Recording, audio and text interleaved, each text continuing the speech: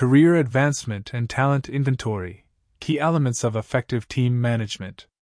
As an advanced team manager, you must learn to manage your team through levers, rather than relying on personal charm or interpersonal relationships. Levers are like the handles used to grip things. Skilled managers who know how to find levers will break down management tasks into manageable pieces, rather than struggling with a scattered and disorganized team. For example, at the end of the year, when evaluating subordinates' performance and deciding on year-end bonuses, you cannot simply decide to give more to those with whom you have a good relationship, or negotiate with each individual. Instead, you need to have performance evaluation standards and systems in place beforehand, which is the lever of performance management. Continuously improving these standards and systems and returning to them when there are differences of opinion will help you manage your team's performance effectively. In this lecture, I will share with you two very important but often overlooked system levers for team management: promotion channels and talent inventory. Promotion channels.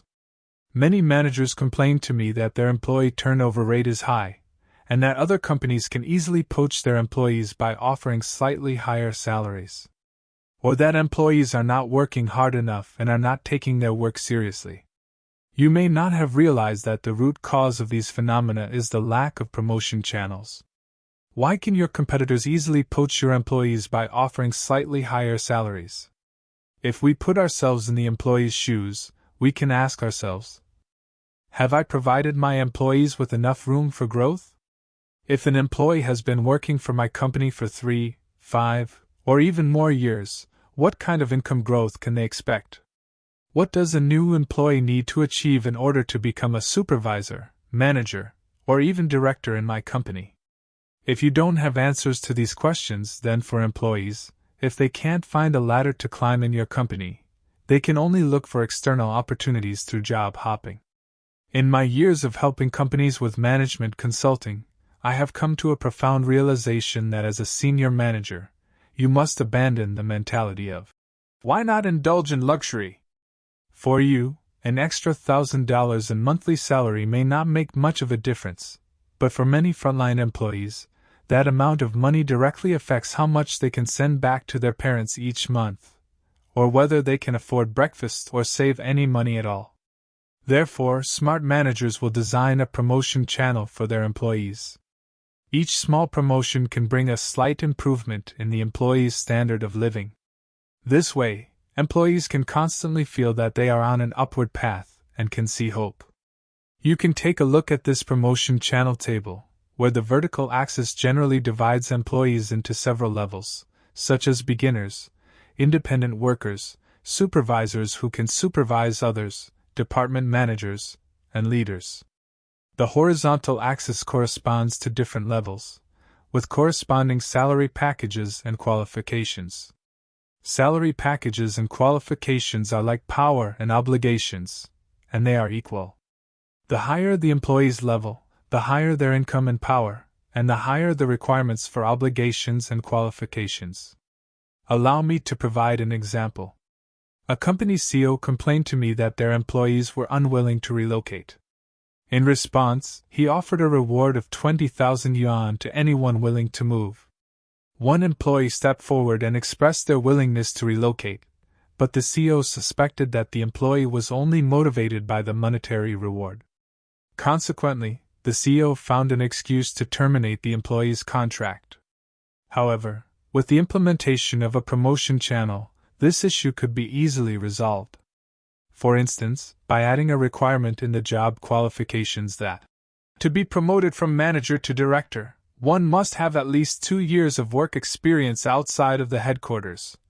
The issue of mutual distrust could be resolved. Therefore, wise managers will design promotion channels early on and openly communicate them to their subordinates. This way, their subordinates will feel at ease knowing the company's requirements for their level, and they will have a clear direction to work towards. If you are a senior manager of a startup company, you may need to seek the assistance of a professional consulting firm to help you establish a promotion channel. If your company already has a promotion channel, then as a manager you should learn how to interpret it for your subordinates. However, I would like to remind you of 2 points.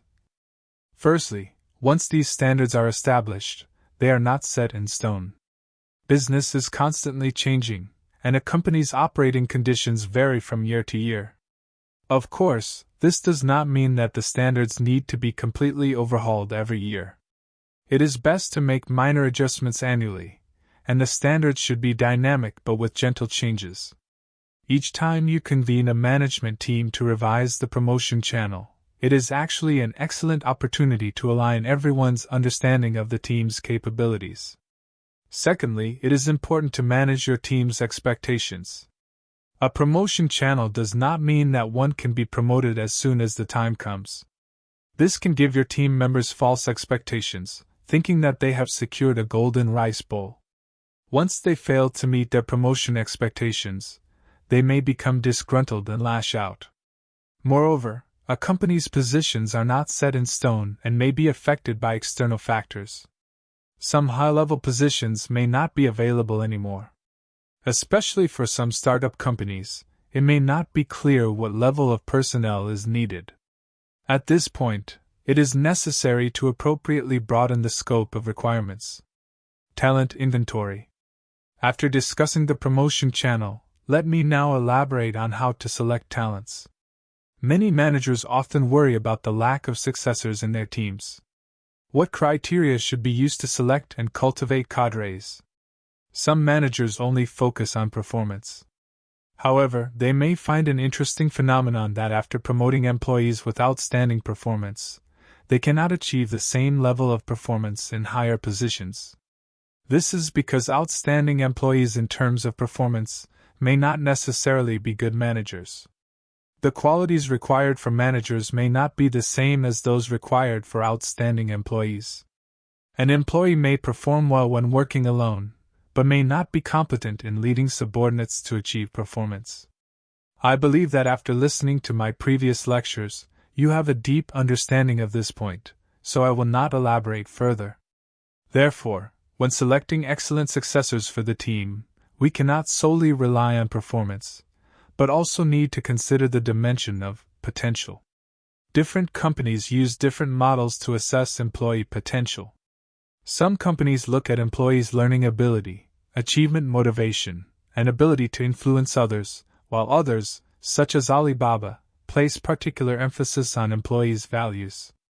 You can combine these models based on the actual situation of your company. Generally, a 360-degree evaluation is used, which involves asking the employee's direct supervisor, partners, customers, and others to rate them.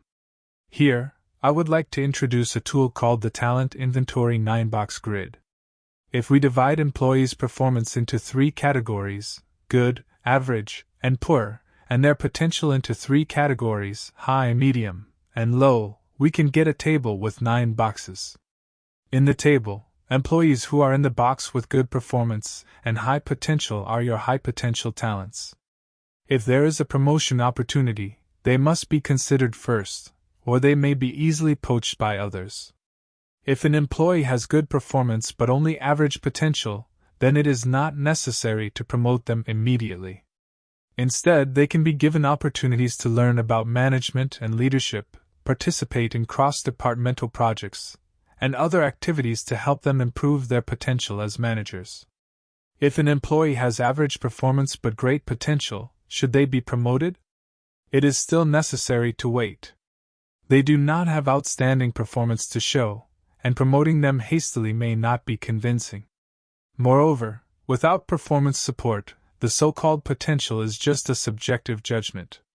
Smart managers will let these subordinates who are worth cultivating take on some short-term tasks that can produce results quickly to gain recognition from the team, and then promote them.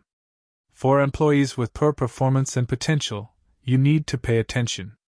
If they are not suitable for their current job after evaluation, they should either be transferred to another position or encouraged to leave.